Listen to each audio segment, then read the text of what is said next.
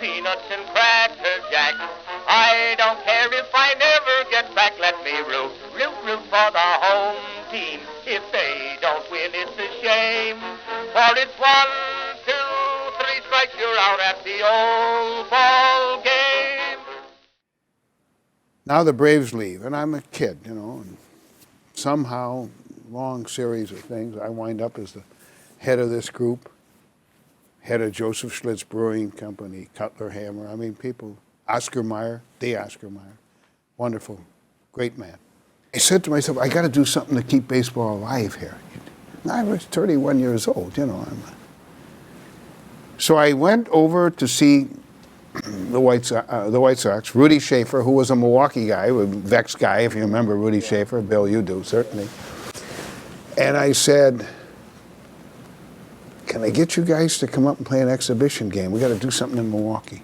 And his eyes lit up, and he said, well, think about it. I don't think you'd get anybody. Nobody ever played. You never play an exhibition game in the middle. I said, I know, but. So I said, Rudy, you got any ideas? And he said, how well do you know Calvin? I said, I know him, but I'm not well. He knows who I am. He knows him. So I went over to see Calvin.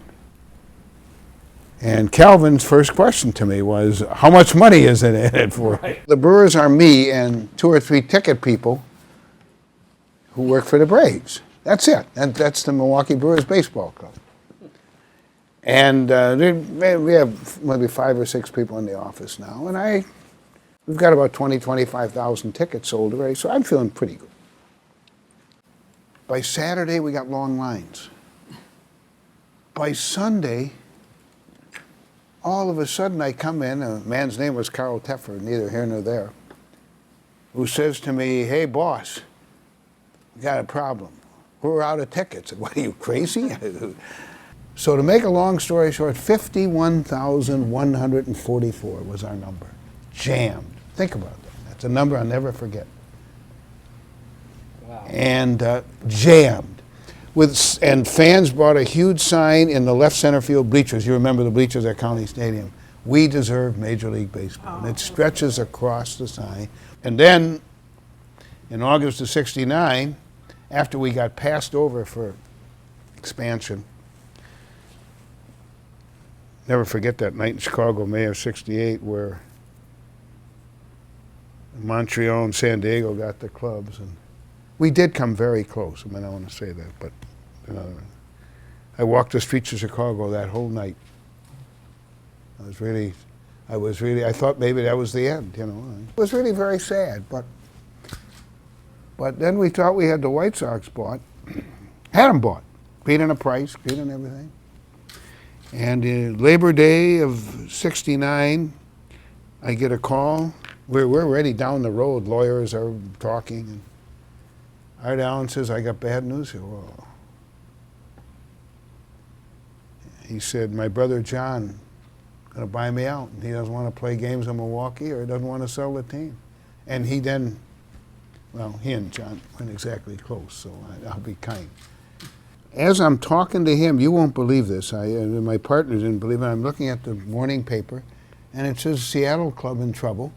Bad ballpark, bad this, bad that.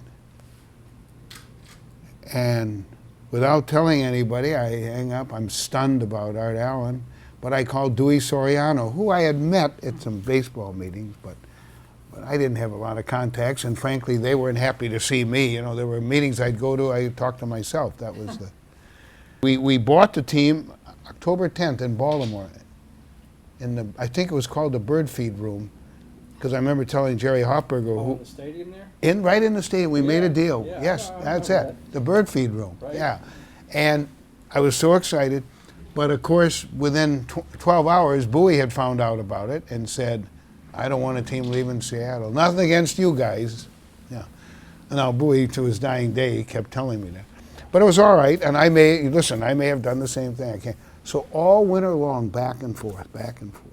But anyway, so here we get a team, and 38,000 for opening day, and it was, so that's just a little, it was 5.5 years. Taught me a lot about life. A lot of patience and not letting things get me down. In the 80s, I had a few people talk to me about commissioners. And I'll tell you who they were. And I don't remember the specific order. If I guessed, I think the first one was Carl Pohlad. Second was Edward Bennett Williams. And the third was George M. Steinbrenner III. George came to Milwaukee more than any other place. I'm never sure why, but he did. That is a fact. And more stuff happened here. I don't know. I could sit and relate a lot of incidents. We never agreed on anything, George and I. You can imagine. I'm the kid from Milwaukee, and he owns a New York Yankee. But it was a great relationship. We trusted each other. So when people were critical, I guess what I was going to say to you, when I took this job to begin with, or how can an owner be a commissioner and so on, they don't understand the office. And in fact, and he just told stories that I never thought of that, never dreamed it possible, but between Mr. Fetzer and John Galbraith and a lot of them, by the time I took over, there isn't anything I hadn't seen as an owner. There isn't anything I hadn't seen. There isn't any issue. And as it turns out, it was a great training ground. George used to bitch about schedule. You remember all the bitching that went on about schedule? But he always let me do it. So I'd go in American League meetings, and I'd bitch about schedule. And every little thing I fought over. And George was right there. Right, bud? That's right. And Lee was seething. Oh, Lee was ready. So Lee finally had enough one day of George and me. And quite a few others. So he said to John Harrington and me, you guys are the two geniuses, you draw up a schedule. That's a fact. And George says, all right, we're finally going to do it the right way. I'll never forget it. He's just furious. Well, John and I worked for about 2 months. We gave up. It was impossible. I remember calling George and saying, George, I can't make this thing. Oh, no, you can't. I'm like, oh, good. Then you come here and do it. But when you think back, that here we are, never agreeing on anything, but yet, well, I'll tell you, we went to Tampa at the World Series. George was not well at all, bad. And I had said to... Which World Series was this? Well, we visited him in Tampa, Phillies in Tampa, and he was there. Yeah. In 2008, so that's right before he died. Yeah. And Sue, we really wanted to see him. I mean, it was and Sue called Joanne. Joanne said, he's not seeing anybody, but I'll guarantee you this. She called her right back. Oh, you bet. Oh, he says fine. So we made a date, went over there at 2 o'clock. And he was in a wheelchair, but Joanne told Sue later, didn't tell me. He didn't want me seeing him in a wheelchair. So there he is at the front door. Now he's got somebody. And we sat around the table, and he was sharp there. We had more, we reminisced about all these stories. And he started telling some stories about, he was in Milwaukee one day. I was honored on the field, nothing big. And I got up to, this is about 1983, I got up to the box. He said, you know, it isn't fair. God damn it. What are you talking about? He said, you're out in the field, everybody's cheering, they think you're this nice guy. If I went out in the field in New York, there'd be 2 months of garbage out there. And he said, and they ought to hear you during games, you're worse than I. And he was right. He was right. And so we talked that day. We left after about an hour. I said, Sue, hour and a half, maybe we stayed on. He walked me to the door. We gave a big hug goodbye. And, well, I'll tell you. I found this the other day. I got a number of these.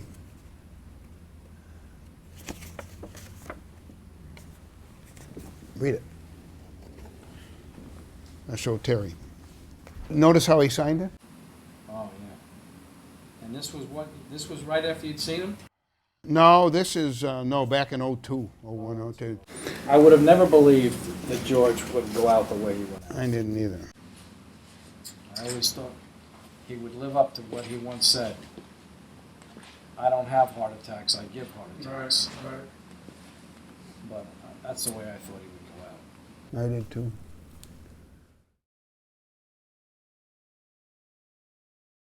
George then, Ed died, but Carl and George would talk quite a bit, and then they would team up.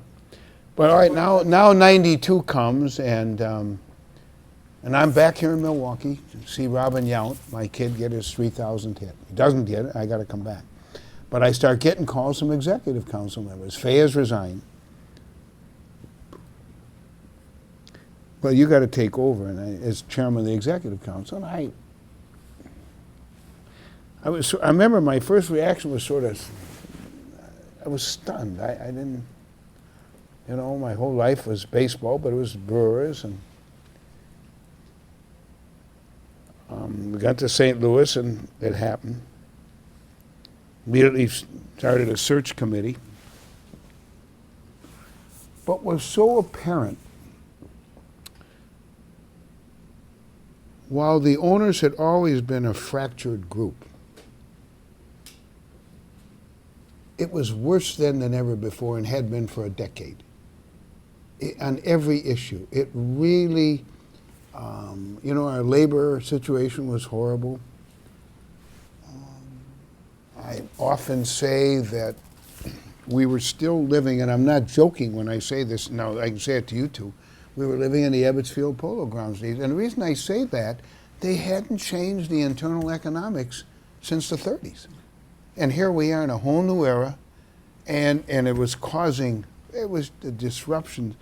And I guess I didn't realize how painful it had been. I had been an active member of the group and a very aggressive, and chairman of PRC and chairman of this and that, but till you sit in the chair and you realize how really split this group was. It was split for a lot of different reasons. And this historical myth that the commissioner represented the players was no longer true. It's no longer true in any sport today. Mm-hmm. Yet that was hard for people to understand. The office has evolved just like everything in life has evolved, including your business. I mean, it's just not the same as it was, and it's never going to be that way again. That's a tough issue for people who don't really understand the commissioner's role. I guess sometime in 96 or 7, I began to understand, we were trying to piece things together, and we're beginning on revenue share, just beginning, genesis. And even from the big market clubs, George, really from George, I began people saying to me, why are you not, and I was really, I never really comprehended me leaving the Brewers. I mean, I know that sounds strange in retrospect. It almost sounds strange to me now. But I did. And so that's when it dawned on me that either I should do this full-time permanently, and I was doing it full-time already. I was really doing it. I've been doing it full-time since September 8, 1992. And everybody on all sides kept telling me, you're the only guy that can keep us together. Let me say this to you. There were a lot of mistakes made on both sides. I remember in '81, we were really good. Leading the league, best team in baseball. Now we go on a 50-day strike. And it was painful here. I used to walk the ballpark, as he knows, sometimes out of nervousness, but I'd walk the ballpark. And people were mad. They were mad. But you could sense the anger. And the anger was building all those decades. It was building. Who's going to feel sorry for players making a lot of money and owners who are multi-millionaires? So the fact of the matter is the sport got hurt. I don't think we ever understood how badly it got hurt. And to understand how we were going to solve that, we had to make a lot of changes. I think people have never understood. You had to make changes. You had to understand. I meant what I said. I want to say that again. And I'm probably not well received by it. Marvin was right. Marvin represented the players. Yeah, they fought him. They were angry. They were this. They were that. You had owners fighting with owners. And it was an unpleasant situation. That had to change. It can be said that on many of our labor agreements, we solved absolutely nothing and created even more problems because these problems kept boiling over and boiling over, And so you had owners mad at owners, owners mad at commissioners, owners hating the union not trusting it. It was just an ugly, awful mess. But the loser in all this was baseball. It is true. There have been owners who have said to me, and I could tell you whom, people have forgotten how bad it was. They don't understand what happened when you took over. It was bad. Oh man, that's a very fair question. It was bad. I mean, to think we are where we are today, where we were, you'll remember 92 and 3 is just. It's amazing. It just, you can't, it's almost, it stuns me when I think about it. You could see changes were taking place, and we just weren't making them. We weren't doing. I remember saying to myself at one point, I'm going to do this. So this is a great challenge. And I had already been doing it for 5 years and really doing it full time. And because I knew what had to be done, I knew it was painful. There's one thing about the sport.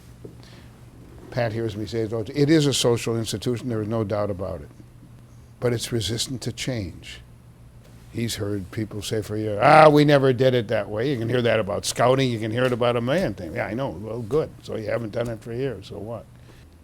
And to think that you can run the sport like you did in 1942 is crazy. And that was one of our problems for a long time. You know, Ebbets Field and the Polo Grounds are gone, and so are a lot of things that happened then. Now, I don't know, I can't say it any blunter than that. We were a sport that I said before was stuck in neutral. That's just a euphemism, I guess. Revenues flat, interest flat. And we seemed, not just Fay, I'm talking for decades now, unwilling to begin to make changes to accommodate that. It's a great game. It's an unbelievable game, as you and I, as we know. But like everything else in life, there's got to be change. And there was a really growing sense of frustration. That's as much as really a very intense frustration with lack of change and the direction that we weren't headed in.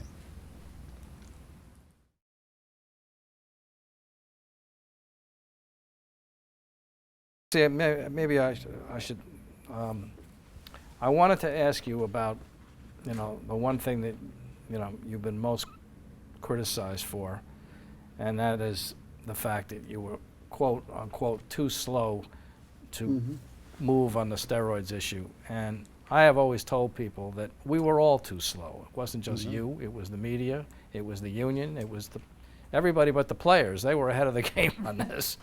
And one of the reasons I know I personally was too slow, because I was totally ignorant about what steroids were and I can only assume, you can speak for yourself, but we come from basically the same generation. We do, absolutely. And, we were all celebrating Sosa and McGuire. And I looked at it at the time as, well, okay, these guys have different training regimens than Stan Musial and Mickey Mantle and the players that, absolutely. None of those guys lifted weights. None of those guys had the modern training regimens that these players have I'm today. going to give you a very candid answer. My first, I've said this before, but I'll go back a little bit and do, was when Steve Wilstein, whenever the AP writer was in Pittsburgh, saw a bottle. I walked into Pat Surgis, my pharmacy, where I still go.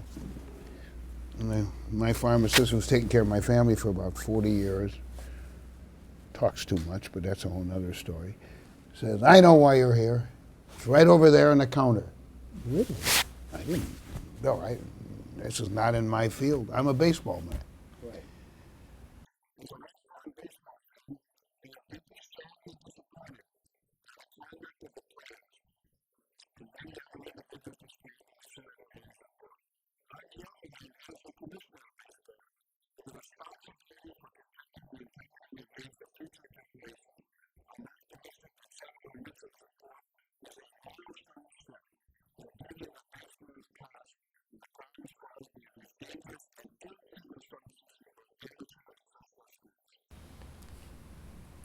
So the idea that we were too slow to react is nonsense. I went back the next year. We went to Harvard with the union. I'll give you, and I called all my players, that I knew, the Younts, Mounters, all. I talked to them about everything. I knew about their personal lives, their girlfriends, or this or that, whatever. I never heard of, not one guy ever knew. The only guy that we knew was Canseco. He told me. And we didn't like, he was stronger than that. And he said, outside of that, we really didn't have anybody on our team. Now, I know in the 90s, there were some, this and that, and I remember in one meeting, I did ask, there had been an article. Nobody said anything. I talked to baseball people. They were too slow. I'm not in the clubhouse. Did I know about it? Of course not. This became the beginning of a long educational process. The union fought us. We did make a proposal in '94. I don't think Don Fehr or Gene Orzer could. I mean, whatever. I mean, listen, Marvin used to say if he were still there, nobody pee in a bottle. Mm-hmm. So, no doubt as to where the union was.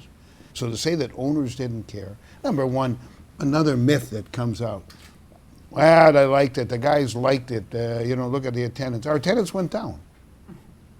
Now we're clean and we're having the best years we've ever had. That is nonsense. And never once, and this I can say, did any owner ever say to me, well, just go soft on this. On the contrary, I can tell you that it's been unanimous every time. And it was painful, but to say that we didn't react is just nonsense. And I'll tell you what another myth is about that. That Congress forced us. Congress didn't force us into that. Tell me where Congress forced us. Yes, we had painful hearing until they could see that it was not us, but it was the union that was fighting. You know what a lot of writers have said to me, and you would say, I'm sure you have too. I've had a lot of writers, guys that you like and I like, who are in the clubhouses every day, saying they're bitching about you not knowing. We didn't know. We didn't know. And well, I understand that. And even if we did know, what were we supposed to do with it? That's exactly right. You're going to write it, the guys on steroids? People didn't. They'll be out of business. I made a commitment to myself. It led up to a lot of things, but given the sport, and given how I feel, I had a sadness about some of these things, great sadness. But I knew what we had to do, Terry. And I knew that, again, we needed some patience because, we had to. And that's why I was going to leave no stone unturned. This had nothing to do with Washington. That's all another myth that just grows up over the years. And that's why I did George Mitchell. But no program is any better than enforcement. Mm-hmm. And a tough enforcement. Painful enforcement. Do I like it? No. There are a lot of things I don't like, but then you say to yourself, we have this program, we're proud of it, we got to do everything we can to enforce it. Otherwise, then you've lost everything that you've done.